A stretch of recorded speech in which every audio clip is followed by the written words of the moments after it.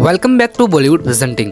कहानी की शुरुआत में हमें मिया और निको नाम के एक कपल को दिखाया जाता है, जहां हम देखते हैं कि ये दोनों अपनी कंट्री से इल्लीगली भाग रहे होते हैं। असल में ये दोनों जिस देश में रह रहे होते हैं वो देश काफी समय से अपने आसपास के देशों से युद्ध लड़ रहा होता है। वहीं धीरे धीरे देश में खाने की कमी होने लगी थी, जिसकी वजह से सरकार ने बूढ़े, बच्चे और यहाँ तक प्रेग्नेंट औरतों को भी मारना शुरू कर दिया था, ताकि खाने की कमी को खत्म किया जा सके। इसी वजह से मिया और निको ने अपनी बच्ची को खो दिया था और अब अपनी जान बचाने के लिए यह दोनों इल्लीगली इस देश से भागकर आइलैंड की तरफ जा रहे थे। अब इसके बाद हमें दिखाया जाता है कि उनका एजेंट उन्हें एक कंटेनर में लेकर जाकर बिठा देता है। असल में सभी कंटेनर से शिप से होते हुए आयरलैंड की तरफ जाने वाले थे, जहां हम देखते हैं कि उस कंटेनर में मिया और निको के साथ साथ और कई लोग मौजूद थे जो कि उस देश को छोड़कर भाग रहे थे। और तब हमें पता चलता है कि मिया तो 9 महीने की प्रेग्नेंट औरत है, जो कि आने वाले किसी भी दिन एक बच्चे को जन्म दे सकती है। खैर, अब कुछ समय के बाद उनका कंटेनर ट्रक से होता हुआ पोर्ट के पास पहुंच जाता है, जहाँ उस कंटेनर का दरवाजा एकदम से खोल दिया जाता है। इस घटने के बाद मिया बहुत ही ज्यादा डर जाती है और उस कंटेनर के बंद होने के तुरंत ही बाद वो निको को कॉल करती है, जहाँ निको उसे हौसला देता है कि वो हिम्मत ना हारे, क्योंकि एक बार शिप पर पहुंचती वो उसके पास चला आएगा। निको के इस दिलासे से कहीं जाकर मिया को कुछ शांति होती है। इसके कुछ समय के बाद उनका कंटेनर उस पोर्ट पर पहुंच जाता है, जहां से उनका शिप चलने वाला था। लेकिन इससे पहले उन्हें चेक पॉइंट से गुजरना था, जहां पुलिस उस कंटेनर की तलाशी लेने वाले थे। अब जैसे एक पुलिस ऑफिसर उन कंटेनर को खोलकर देखता है तो उसे वहां पर कोई नहीं दिखाई देता। असल में उस कंटेनर के अंदर एक सीक्रेट रूम था, जहाँ पर वो सारे लोग छुपे हुए थे।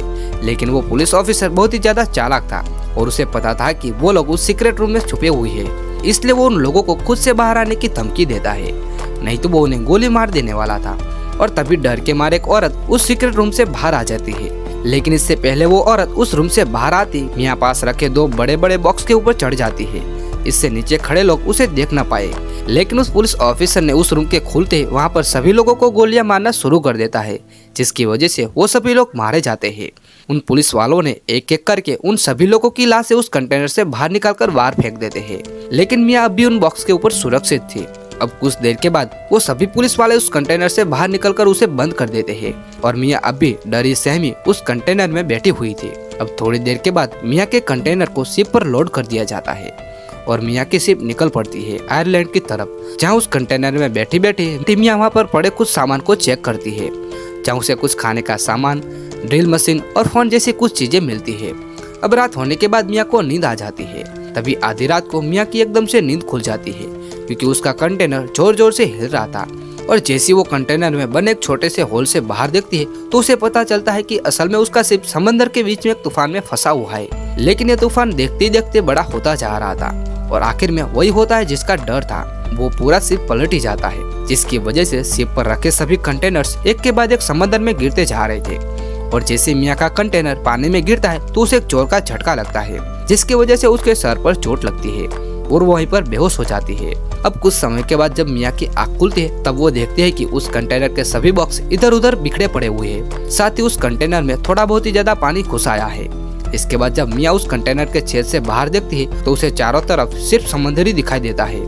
यह सब देखकर मिया बहुत ही ज्यादा डर जाती है और अपना फोन निकालकर अपने पति निको को कॉल करने की कोशिश करती है। लेकिन उसके फोन की स्क्रीन इतनी बुरी तरह से टूट चुकी थी कि उसका फोन भी काम नहीं कर पा रहा था। इतने में मिया की नजर उस कंटेनर के निचले वाले हिस्से पर पड़ती है, जहाँ उसे 2 छेद दिखाई देते हैं, जिनसे लगातार पानी अंदर आता जा रहा था। और अगर पानी अंदर आता ही जा रहा तो उसका कंटेनर डूब जाएगा। इसलिए मिया एक एक करके उस कंटेनर के सभी बॉक्स खोलती जा रही थी, जिनमें किसी में प्लास्टिक के बॉक्स थे, किसी में कपड़े थे, किसी में टीवी था और किसी में एयरफोन्स के केबल्स भी थे और किसी में तो शराब की बोतल्स भी थी। तभी मिया को एक टेप मिलती है और वो उस टेप से उन दोनों छेदों को बंद कर देती है। तभी अचानक से मिया को बाहर से कुछ लोगों की चिल्लाने की आवाज आती है, जहाँ वो अपने सामने एक कंटेनर को डूबता हुआ देखती है। असल में उस कंटेनर में लीक होता है, जिसकी वजह से मिया बहुत ही ज्यादा डर जाती है और वो एक बार तो उसने अपनी जान लेने की भी सोच लेती है। लेकिन फिर अपने बच्चे को याद करके उसने ये ख्याल अपने मन से उतार दिया था। अब थक हार कर मिया उस रात वहीं पर सो जाती है। अब अगली सुबह जैसे मिया की नींद खुलती है तो वो देखते हैं कि उसके कंटेनर में और भी ज्यादा पानी भर चुका है। असल में उस टैप का कुछ खास असर नहीं हुआ था, इसलिए इस बार मिया ने उन प्लास्टिक से बॉक्स से कुछ रबर निकालकर उन छेदों को भर देती है, जिसकी वजह से कंटेनर में पानी आना बंद हो जाता है। जिसके बाद किसी तरह से जुगाड़ करके मियाँ अंदर आए पानी को किसी और छेद के जरिए बाहर निकालने की कोशिश करती है। तभी अचानक से मियाँ के दूसरे फोन पर एक अननोन नंबर से कॉल आता है।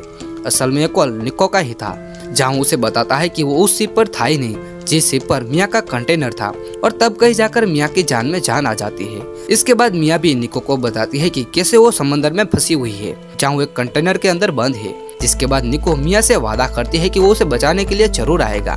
निको का फोन रखते ही मियाँ को पेट में दर्द होना शुरू हो जाता है। इसका सीधा मतलब ये था कि मियाँ कभी भी अपने बच्चे को जन्म देने वाली थी। तभी हम देखते हैं कि समंदर में आंधी तूफान आना शुरू हो जाता है और उस कंटेनर के अंदर का भी माहौल बिगड़ना शुरू हो जाता है, जहाँ पूरा कंटेनर तूफान के कारण जोर जोर से हिल रहा था और साथ ही उस कंटेनर में पानी भी भरता जा रहा था।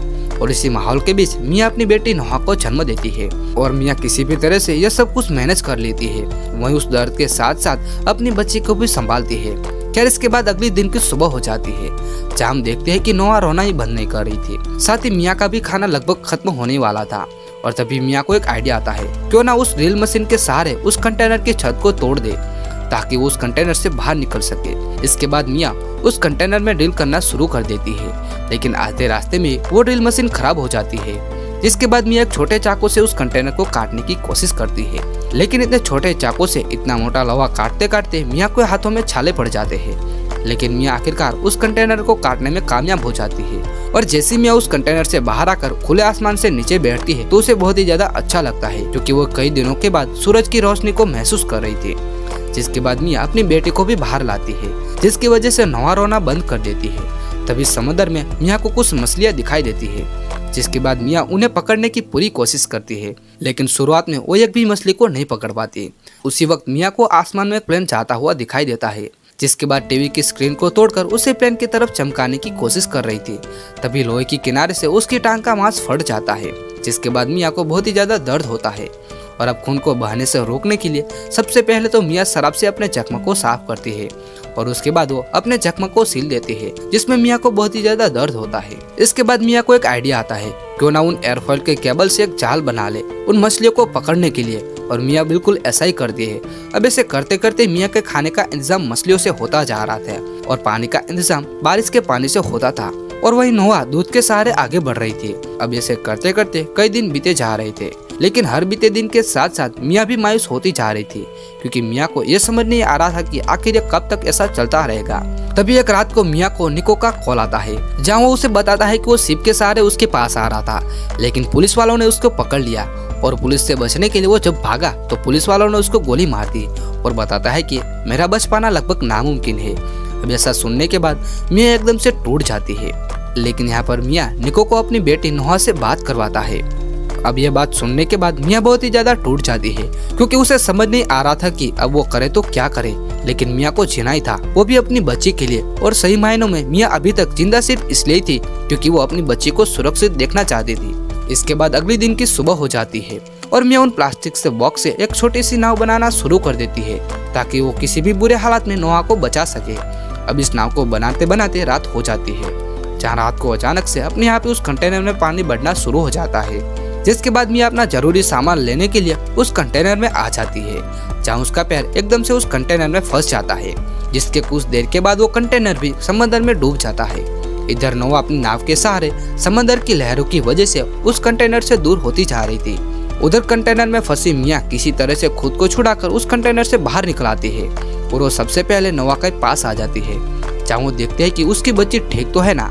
अब उसी छोटी नाव की हेल्प से वो पूरी रात तक तैरती है, लेकिन मियाँ की हालत बिगड़ती जा रही थी, क्योंकि इसी तरीके से वो तैरती रही तो वो ज्यादा समय के लिए जिंदा नहीं रहने वाली थी। तभी हम देखते हैं कि वहाँ से गुजरते हुए कुछ मछुआरों की नजर इस छोटी नाव पर पड़ जाती है, जिसके बाद वो लोग नोहा और उसकी माँ को उस विशाल समंदर से बाहर निकालते हैं। और जैसे मियाँ को होश आता है तो वो सबसे पहले अपनी बच्ची की खबर लेती है, जहाँ वो देखते हैं कि वो आखिरकार आयरलैंड पहुँच चुकी है, क्योंकि वो मछुआरे आयरलैंड के रहने वाले थे। और इसी तरीके से लगभग 1 महीने तक अपने हालातों से लड़ते हुए ना सिर्फ मियाँ ने खुद की जान बचाई थी बल्कि अपनी बेटी की भी थी। और इसी तरीके से यह मूवी यहाँ पर खत्म हो जाती है। अगर आपको यह वीडियो पसंद आया हो तो वीडियो को लाइक और शेयर करना ना भूले, और अगर चैनल पर पहली बार आए हो तो चैनल को सब्सक्राइब करना ना भूले।